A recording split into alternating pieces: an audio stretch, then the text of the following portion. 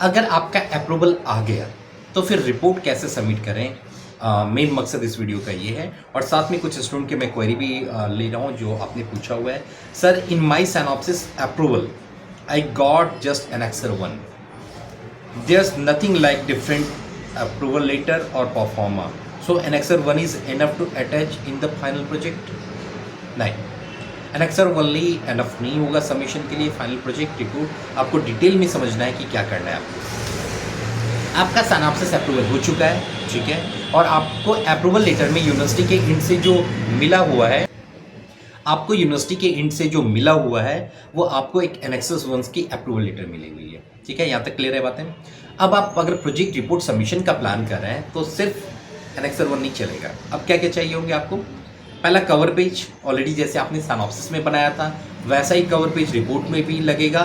बस डिफरेंस क्या है, Synopsys में आपने Synopsys मेंशन किया था और प्रोजेक्ट रिपोर्ट में आप प्रोजेक्ट रिपोर्ट मेंशन करते हैं, ठीक है। सेकेंड पेज होगा आपका Annexure 1 जो आपने पहले Synopsys के लिए सबमिट किया था, और अब आप प्रोजेक्ट रिपोर्ट में उसी को अप्रूवल लेटर कहते हैं, क्योंकि उसी लेटर पे यूनिवर्सिटी के स्टाम्प लगे होते हैं और अप्रूव पे टिक होता है, तो वो आपका हो गया प्रोजेक्ट अप्रूवल, ठीक है, अप्रूवल लेटर कह सकते हैं। उसके बाद कुछ और एनेक्सेस चाहिए होंगे रिपोर्ट में, जैसे सर्टिफिकेट ऑफ ओरिजिनलिटी चाहिए होगा। ऑलमोस्ट प्रोग्राम में 2 या 3 एनेक्सेस हैं, मैक्सिमम 2 एनेक्सेस होते हैं। अगर कुछ ऐसे भी प्रोग्राम है जिसमें 3 या 4 एनेक्सेस भी हैं, तो सब में एनेक्सेस सीक्वेंस दिया हुआ है, Annexure 1, 2, 3, 4 ऐसे। तो जितनी भी एनेक्सेस है आपकी गाइडलाइन में, जनरली BCA में, MCA में 2 एनेक्सेस हैं, MCOM में 2 एनेक्सेस हैं, MBA में भी 2 एनेक्सेस हैं, है ना। तो Annexure 1 सर्टिफिकेट परफॉर्मर पेज, जिसे आप अप्रूवल लेटर कहते हैं बाद में, और दूसरा सर्टिफिकेट ऑफ ओरिजिनलिटी। तो ये दो तो लगाना ही है। बाय चांस अगर आपका कोई और कोर्स है जैसे MLIS है, उसमें 3 या 4 एनेक्सेस हैं, वो सारे एनेक्सेस आपको लगाने हैं रिपोर्ट में, ठीक है। उसके बाद पेमेंट की रिसिप्ट लगानी है। अगर आपके प्रोग्राम में कोई प्रोजेक्ट एवेल्युएशन फ़ी है, वो कैसे पता चलता है? जब भी आप एग्ज़ाम फॉर्म फिल करते हैं और वहाँ से फ़ी जब आप सब्जेक्ट की पे करते हैं, वहीं पे एक कोड आपको प्रोजेक्ट का भी विजिबल होता है, तो वो आप पे करते हैं और उसकी जो रिसिप्ट होती है वो संभाल के रखते हैं और उसे प्रोजेक्ट रिपोर्ट में लगा देना है। कहाँ? सारे एनेक्सेस के बाद।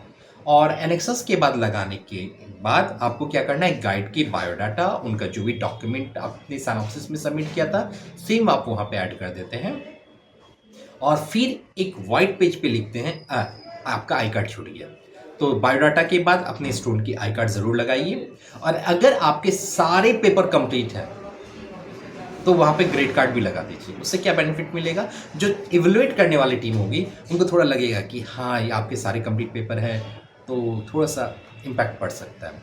तो ग्रेड कार्ड भी आप लगा सकते हैं। हालांकि ग्रेड कार्ड कंपलसरी नहीं है, आप लगा दीजिए तो ज़्यादा बेटर है अगर आपके सारे कंप्लीट हैं तो, और अगर नहीं है तो मत लगाइए, फिर उसका नेगेटिव इम्पैक्ट पड़ेगा। स्टूडेंट आई कार्ड के बाद एक वाइट पेज लगाइए। वाइट पेज में आप क्लियरली मेंशन कीजिए, नॉइस कोई बात नहीं, क्लियरली मेंशन कीजिए अप्रूव्ड Synopsys, ठीक है। और अप्रूव्ड Synopsys के बाद आप पूरा Synopsys लगाइए जो आपने पहले लगाया था, और उसके बाद एक प्रोजेक्ट रिपोर्ट का वाइट पेज लगाइए। एक वाइट पेज होगा, उस पर प्रोजेक्ट रिपोर्ट मेंशन होगा और पूरा प्रोजेक्ट रिपोर्ट आएगा। वो सब एक हार्ड बाइंडेड फाइल में होंगी और फिर आप उसे सबमिट कर सकते हैं। ये कंप्लीट प्रोसीजर है प्रोजेक्ट रिपोर्ट सबमिट करने का। फिर भी अगर कोई कन्फ्यूज़न है, कुछ छूट जा रहा है या आपको कोई क्वेरी रह रही है तो आप मुझसे पूछ सकते हैं, मैं आपको आंसर दे दूँगा, ठीक है। आई होप आपके भी डाउट क्लियर हो गए होंगे।